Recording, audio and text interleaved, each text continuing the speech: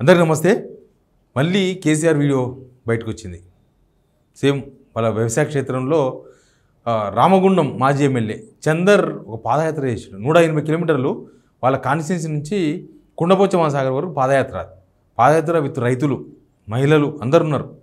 అందరిని తీసుకొని కొండపోచమ్మకు వచ్చి అక్కడి నుంచి కేసీఆర్ ఫామ్ హౌస్ పోయి కేసీఆర్ని కలిసిండు. ఇంకా తెలుసు కదా, కేసీఆర్ వీడియో వస్తే అంతా రచ్చ. పక్క అసెంబ్లీ నడుస్తుంది, అసెంబ్లీకి వస్తలేరని చెప్పేసి వీళ్ళు అడుగుతారు.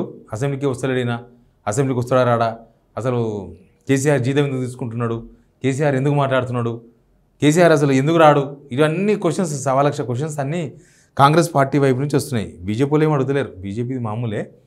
కానీ వాళ్ళందరిని ఉద్దేశించి కేసీఆర్ వీళ్ళు ఎంత మొత్తుకున్నా మాట్లాడలే, కానీ ఆయన మాట్లాడాల్సింది మాట్లాడినప్పుడు మాట్లాడతాడు. అట్లే ఉంది ఇప్పుడు పొజిషన్, అట్లే కనిపిస్తుంది. ఆయన ఒక డైలాగ్ అన్నాడు. ఒక్క డైలాగే అసలు కేసీఆర్ ఏం చేస్తున్నాడు, అసలు వీళ్ళు ఎందుకు కేసీఆర్ రమ్మని అడుగుతున్నారు, వస్తావా రావా అని అడుగుతున్నారు. జీతం ఇవ్వకపోతే కేసీఆర్కి ఏమో నష్టమా? నష్టమే లేదు కేసీఆర్కి. జీతంతో ఆయన జీతం మీద ఏం ఆధారపడలేడు కదా. అయితే చూద్దాం, మనం వాయిస్ కూడా ఉంది, చాలా అగ్రెసివ్గా మాట్లాడిన కేసీఆర్. ఈ వీడియో చూసిన మీకు అందరికీ మా సంవత్సరం పాటు మా జర్నీలో మీరు అందరు ఉన్నారు. మీరే మమ్మల్ని నడిపించారు సంవత్సరం. ఇంకా ముందుకు నడవాలి. ఛానల్ని సబ్స్క్రైబ్ చేయండి, వీడియో షేర్ కూడా చేయండి. మనం ముందుకు పోదాం. ఏమంటాడు కేసీఆర్ అంటే, ఆయన చేసింది రామగుండం మాజీ ఎమ్మెల్యే చందర్ పాదయాత్ర చేసింది నీళ్ళ కోసం.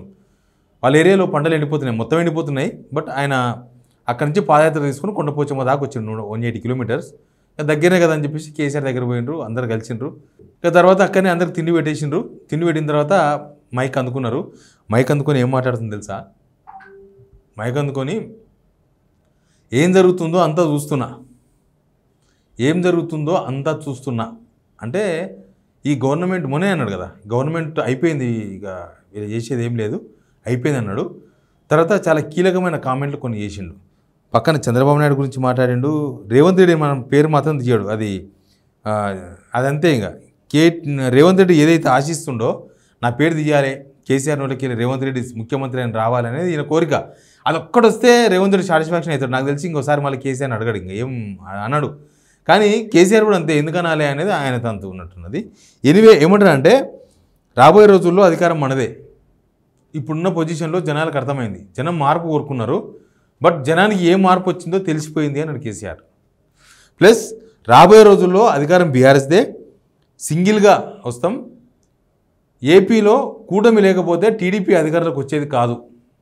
ఆ కామెంట్ కూడా చేసిండు. బెల్లం ఉన్న దగ్గరికి ఈగలు వస్తుంటాయి, అట్టనే సిరి సంపదలున్న తెలంగాణ దోచుకోవడానికి కొందరు సిద్ధంగా ఉన్నారు. Very important comment.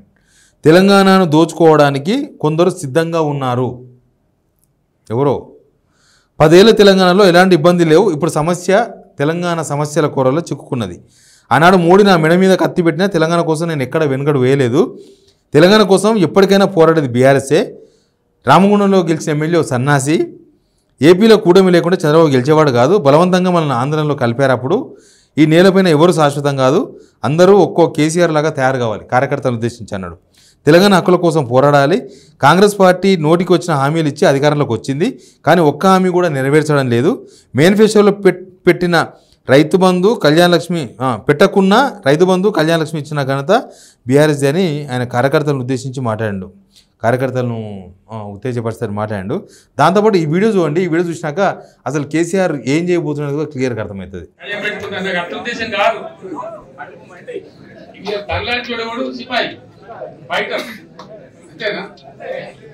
జనం పక్షాన్ని నిలబడి మా నీళ్లు మా కథ మాకు రాకుండా పోతున్నాయి. రామగుండం కాడ నిన్న దాకా ఇట్లా కొడుకు కొల్లాడి నీళ్లు కిందికి ఎంత పోతాయిరా నా కొడుకులారని చెప్పి బయలు కొట్లాడు సిపాయి, అంతేనా? అందుకే నేను దద్దమ్మ చెబుతాను లేపుతున్నాను. ఆ రోజు అదే బాధ. ఎందుకు ఇక్కడ కథ ఏంటంటే దయచేసి మీరు అర్థం చేసుకోవాలి. కేసీఆర్ ఎప్పటికి ఉండడు కదా, ఎప్పటికి ఉంటాడు, ఎవరు ఉంటామా? ఎవరికైనా కొంతవరకు జీవితం ఉంటుంది, తర్వాత ఉండం. అది భగవంతుని నిర్ణయం. తెలంగాణలో నా ప్రార్థన మీ అందరితో, నేను దండం పెట్టి చెప్తాను. మా అక్కజనులు కావచ్చు, మా అన్నదమ్ములు కావచ్చు. 14 ఏళ్ళు నిలదీసిన కదా నేను కోసా. నేను చెప్పదిగిన తెలంగాణ మూల పల్లె లంబాడి తండారాలు నిద్రపోయింది. ఏమంటున్నారు? కేసీఆర్ నీళ్ళ గురించి మాట్లాడాడు. తెలంగాణలో నీళ్లు, రైతులు పడుతున్న ఇబ్బందులు, అసలు ఎందుకు ఇట్లా అయింది అనే దాని గురించి మాట్లాడుతుంది కేసీఆర్. ముఖ్యంగా కృష్ణా నీళ్ళు ఏపీకి కిందికి ఎట్లా పోతున్నాయి, నువ్వు ఎట్లా తీసుకుపోతున్నావు రా కొడక అని అడుగుతున్నాడు, చంద్రబాబుని అడుగుతున్నాడు. దాని ఆపనోళ్ళు సన్నాసులు అంటున్నాడు. దాని ఆపనోళ్ళు అంతే. ఇంకా నీళ్ళు అంటే ఎందుకు పోతలేవు? ఉమ్మడి ఆంధ్రప్రదేశ్లో కూడా ఇట్లే జరిగింది. కృష్ణా నీళ్ళు మొత్తం కిందికి ఓడవుతుంది, పైన ఉన్న మనం వాడుకోవాలి, మనం వాడుకోకుండా కిందికి పోతున్నాయి. ఇన్ని సంవత్సరాలు కొట్లాడి తెలంగాణ తెచ్చుకున్నాం, ఇంకా కొన్ని రోజులు ఆగాలి. కానీ ప్రతి ఒక్కరూ కేసీఆర్ లాగానే కొట్లాడని ఆ నీళ్ళ గురించి. నేను ఎక్కువ రోజులు అంటే ఎవరైనా అంతే, భూమి మీద ఎవరు ఎక్కువ రోజులు బతకరు కదా, నేనే బతుకున్నాను కదా, పోరాట పడిమని నేర్చుకోండి అని చెప్తున్నాడు. ఎనీవే తెలంగాణకు జరిగిన అన్యాయం మీద పోరాడండి అని చెప్తున్నారు. ఎవరైనా సరే పోరాడండి, కాంగ్రెస్ వాళ్ళని కూడా పోరాడమని చెప్తున్నాడు. నీళ్ళు పోతున్నాయి కదా, అధికారంలో ఉన్నారు మీరు, పోరాడండి. పోరాడేవాడే సిపాయి, మీరు సిపాయిలు కండి, పోరాడండి. ఎందుకంటే సాగర్లో కూడా 25 టీఎంసీలు ఎత్తుకుపోయారు నిన్న మొన్న. వీళ్ళు ఇక్కడ అసెంబ్లీ పెట్టిన తర్వాత ఎత్తుకుపోయారు నీళ్ళు సాగర్ నుంచి. తక్కువ నీళ్ళు అవి ఇక్కడ నుంచి వెనకనే బాయ్, శ్రీశైలం బ్యాక్ వాటర్ అంతా బాయ్. ఇక మనకి ఏం మిగిలినాయి, నీళ్ళు ఏం మిగలలేదు. ఇక్కడ అలంపూర్ స్టార్ట్ చేస్తే అక్కడ ఆదిలాబాద్ దాకా పంటలు మొత్తం ఎండిపోతున్నాయి. ఇంకొక వారం 10 రోజుల కన్నా నీళ్ళు ఎక్కువ ఇచ్చే అవకాశం లేదు. మెయిన్గా ఎండాకాలం తాగునీళ్ళకు ఇబ్బంది అవుతుంది, మొత్తం ఇబ్బందులు ఉన్నాం. కేసీఆర్ దాని గురించే మాట్లాడుతున్నారు. కొట్టాడమని చెప్తున్నారు కాంగ్రెస్ వాళ్ళను. కాంగ్రెస్ వాళ్ళు కొట్టాడతారో లేదో కానీ మిమ్మల్ని మీరైనా కొట్టాడని చెప్పేసి కార్యకర్తలు చెప్తున్నారు. కేసీఆర్ చెప్పిన ఒకే ఒక్క డైలాగ్ మాత్రం భవిష్యత్తులో ఆయన ఏదో ప్లాన్ చేస్తున్నాడని మాత్రం క్లియర్గా అర్థమవుతుంది. ఏంది ఆ ప్లాన్ అంటే, నేనంతా చూస్తున్నా, జనం మార్పు కోరుకున్నారు, ఏ మార్పు వచ్చిందో జనాలు గ్రహించిండ్రు, నేనంతా చూస్తున్నా అన్నాడు. ఇంకా ఇంతకు మించి చెప్పడానికి ఏమున్నది? ఆయన చెప్పిన మాటలను మీకు చెప్పేసిన. బట్ కేసీఆర్ మాట్లాడితే అదొక పెద్ద చాలా ఇంట్రెస్ట్గా చూస్తున్నారు తెలంగాణ జనం, అది మాత్రం నాకు అర్థమైంది. అందుకే బహుశా ఆయన ఊరికి వచ్చి అసెంబ్లీకి వచ్చి వీళ్ళు మాట్లాడే మాటలకు అన్నిటికీ కౌంటర్ ఇచ్చుకుంటూ పోతే వాల్యూ ఉండదు. చాలామంది, నేను ఒక పోల్ పెడితే ఆన్లైన్ పోల్, రావద్దు కేసీఆర్ అసెంబ్లీకి అన్నారు. కానీ కేసీఆర్ రావాలి అసెంబ్లీకి, ఇప్పుడు కాదు నెక్స్ట్ అసెంబ్లీకైనా రావాల్సిందే. వస్తేనే కదా వీళ్ళు చేసిన తప్పులను మీరు ఇంకా మరింత బాగా ప్రజెంట్ చేయగలరు. వస్తేనే కదా ప్రభుత్వానికి మీరు ఏమైనా చెప్పగలరు. ప్రభుత్వం మీ దగ్గర నుంచి ఏం ఆశిస్తలేదు. నాకు తెలిసి ఉత్తగా బయటికి మాట్లాడుతున్నారు కేసీఆర్ సలహాలు ఇవ్వాలని, కానీ ఆయన సలహాలు ఇచ్చేందుకు వచ్చే వరకు కూడా వీళ్ళు నిమ్మలంగా ఉండేటట్లేదు. పరిస్థితి అంత చేజారిపోయింది, అంతా అతలాకుతలం ఉంది ప్రస్తుతం తెలంగాణ అయితే. కేసీఆర్ ఏమో చూస్తున్నా అంటున్నాడు, వీళ్ళేమో చేస్తున్నాం అంటున్నారు.